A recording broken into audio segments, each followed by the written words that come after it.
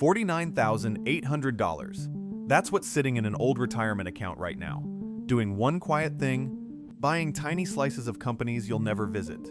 That same $49,800 could buy a whole rental house instead, outright. And the rent it throws off could grow without the taxman taking a yearly cut. That's not a trick. It's a self-directed IRA, the retirement loophole that buys rental houses tax-free. And almost nobody uses it.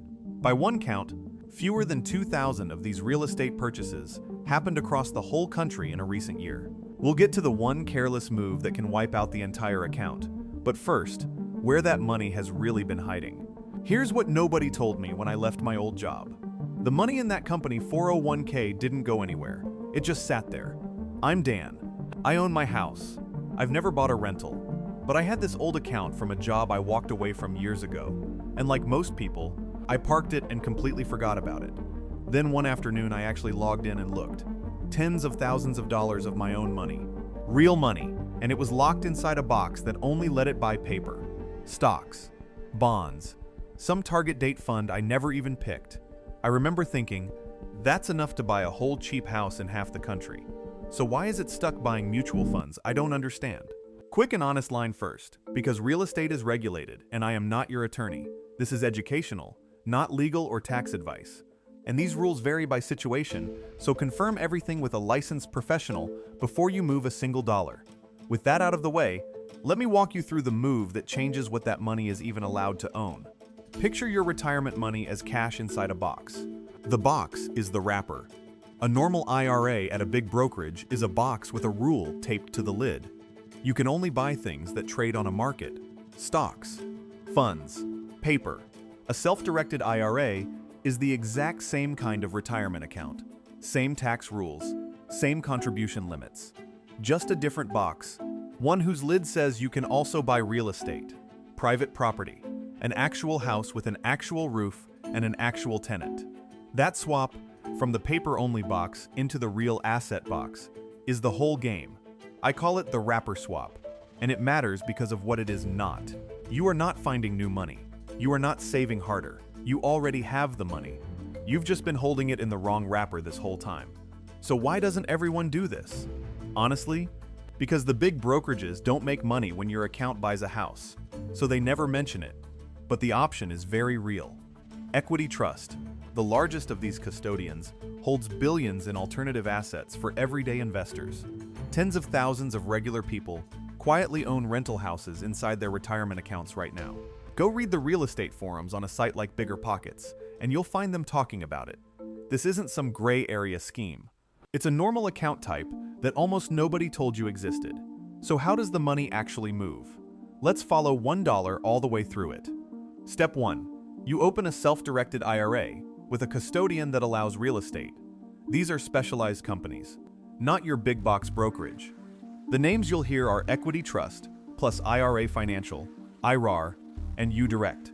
Opening the account takes about 15 minutes online. That's it. Step 2. You fund it. You roll your old 401k or your existing IRA straight into this new one. Do the direct kind, trustee to trustee. The money moves company to company and never once touches your hands. That version has no 60-day clock and no withholding. The other kind, where they mail you a check, starts a 60-day deadline and holds back 20% right off the top. Don't do that one. Done the right way, the money usually lands in 5 to 15 business days. One thing scares people off here, and it really shouldn't. You might worry that moving the money triggers a big tax bill. It doesn't. A direct rollover, trustee to trustee, is not a withdrawal. The money never legally leaves the retirement system, so there's no tax and no penalty for moving it. You can shift an old 401k into a self-directed IRA, this way without owing a single cent. The only version that gets dangerous is that mailed check we just talked about, where the clock and the withholding kick in. Stick with the direct transfer, and the whole rollover is a quiet, non-event. Now step 3. This is the part that feels strange the very first time. You go find a house, but the buyer isn't you. The buyer is the IRA. Even the earnest money comes out of the account, not your pocket. The offer goes in under the account's name, something like Equity Trust, Custodian, for the benefit of your IRA. The custodian wires the money out of the account, and the title comes back in the account's name. You never take the house personally. Not for a single second. It belongs to your retirement account. Picture that $49,800 rolling into the account, and the account buying one cheap Midwest rental for about $45,000. All cash. No mortgage, and that leftover $4,800? It stays parked inside the account. Hold on to that reserve, because it matters for a reason that trips almost everybody, and we'll get there. Step 4. The tenant moves in, pays the rent, and here is the rule that makes this whole machine work. Every dollar of that rent flows back into the IRA. Not to you, you don't touch it. And every bill flows back out of the IRA. The property taxes, the insurance, a roof repair, the property manager, even the lawn care. All of it gets paid from the account, never from your personal checking. That's exactly why you kept cash inside the account. So picture it. Your IRA is now a tiny landlord. It owns a house. It collects rent. It pays its own bills. And it grows while you stand off to the side and just let it run. Let's run the real numbers, because this is where it gets fun. Say that $45,000 house rents for about $750 a month, roughly $9,000 a year coming in the door. Now subtract the real costs: taxes, insurance, repairs. A manager taking 8 to 10% off the top. On an older, cheaper house, you budget close to 45% of the rent for all of it combined.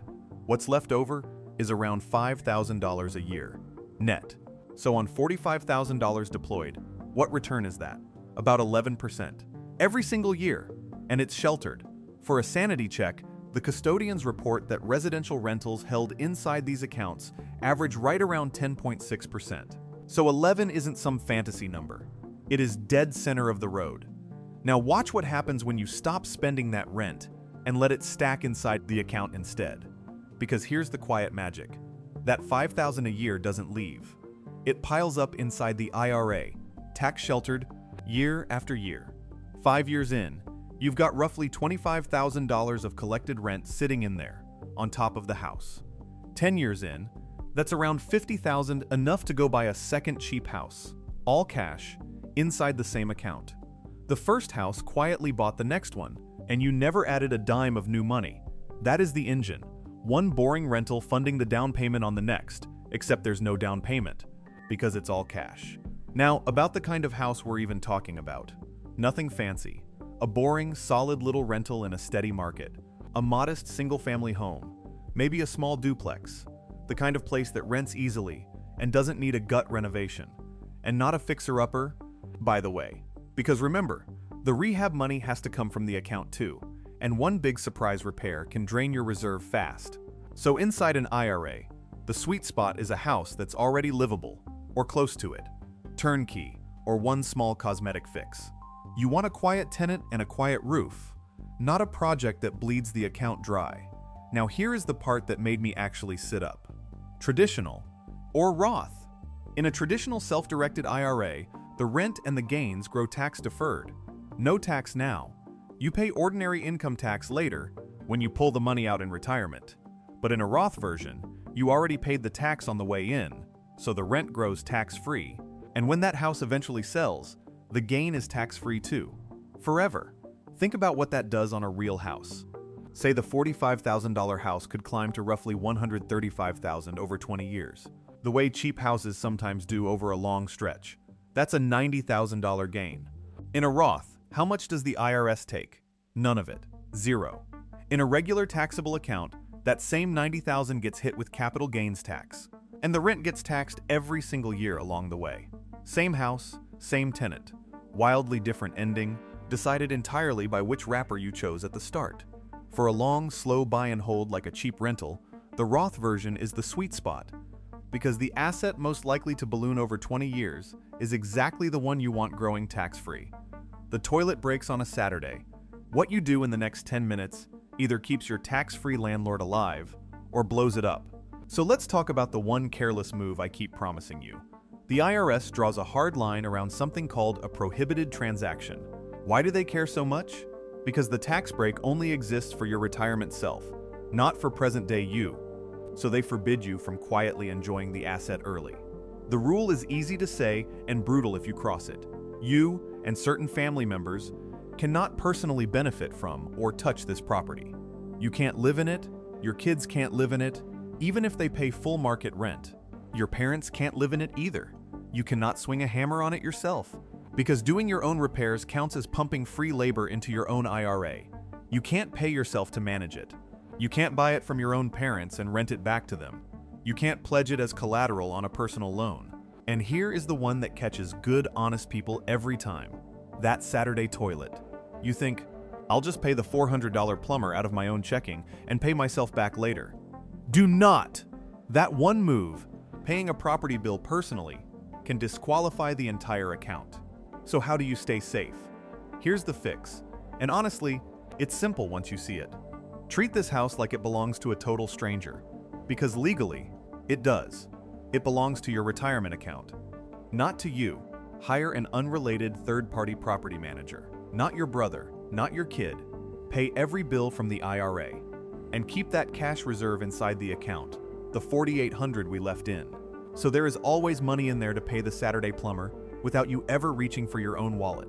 The disqualified people, by the way, are you, your spouse, your kids and grandkids, and your parents and grandparents. Cousins and siblings, interestingly, are fine. The whole trap just disappears the moment you stop treating it like your house and start treating it like the account's house. And if you're wondering whether the penalty is really that severe, it is. Trip a prohibited transaction, and the IRS treats the entire account as if it cashed itself out on January 1st of that year. Say the account holds $150,000 in the 24% tax bracket, plus a 10% early penalty if you're under 59.5. That comes to about $51,000 owed all at once. Years of tax-free growth, gone in a single sentence. And that's not me being dramatic. That comes straight from the IRS rules on prohibited transactions. One more gotcha, quickly, because the folks over at the real estate CPA harp on it for good reason. If you borrow money to buy the house, a tax called UBIT can show up on the financed slice of the rent. But pay all cash, the way our $45,000 house did, and UBIT never appears at all. That's one more reason cheap, all-cash houses fit this account so beautifully. Now let's be straight about cost and time, because none of this is free. Setup runs anywhere from about $50 to $800, depending on the custodian and whether you add a checkbook structure. The annual fees run roughly $200 to $450 a year. Start to finish, opening the account, rolling the money over, finding the house, closing on it. Figure 2 to 4 months. And here is the honest gate. The one most people selling you this will skip. The custodians and the plain math agree on this. You really want at least $50,000 in the account for this to be worth it. Below that line, the fees eat too big a bite of your return, which, if you caught it, is the exact reason I used $49,800. That number sits right on the edge. At that size, the fees matter, so you go in clear-eyed. One paid-off cheap house, all cash, no leverage, no flipping. Here's what a realistic first year looks like.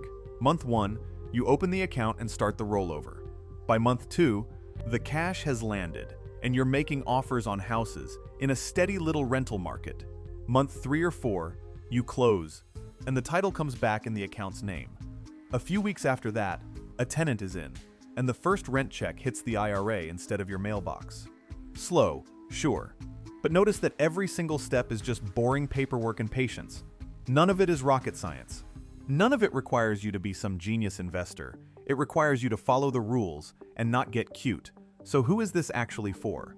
It's for the patient buyer who wants one quiet rental, compounding in the background of their retirement for the next 20 years. And it is not for everybody. So let me say the hard part plainly. It isn't for someone who needs that cash anytime soon, because the money is locked up until retirement age.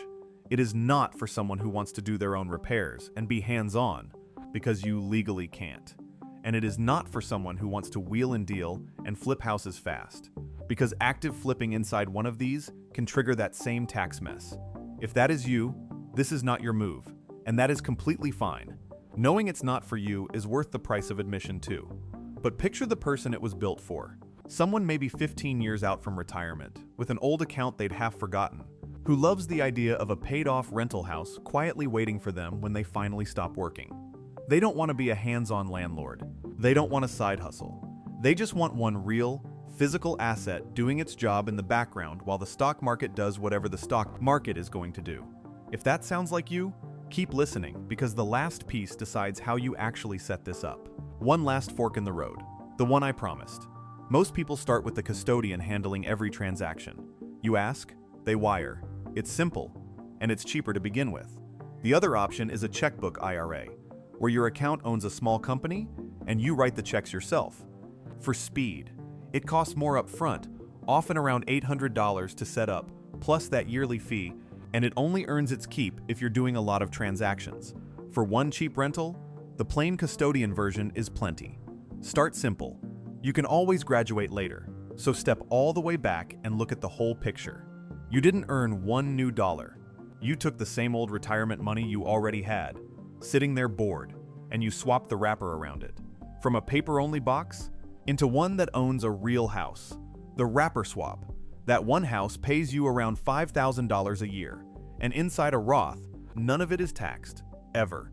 Let that rent pile up quietly for 10 years, and it could buy a second cheap house, all cash, with money the IRS never once got its hands on.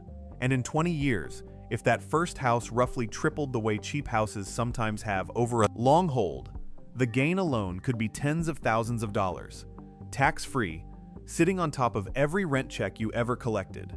That is not a lottery ticket. It is a slow, boring, beautiful little machine, and the fuel was sitting in your old account the entire time. So here's your move. Pull up that old 401k or that forgotten IRA and just look at the number. That number is the whole question. Then learn these rules cold before you touch anything, because the same account that can build you a tax-free landlord is the same account that one careless payment can blow to pieces. Know the line. Hire it out. Keep the reserve. Treat the house like it isn't yours, because it isn't. It's your future self's. Do that, and one cheap little rental can quietly carry a real piece of your retirement. Same money, better wrapper. That's the whole move.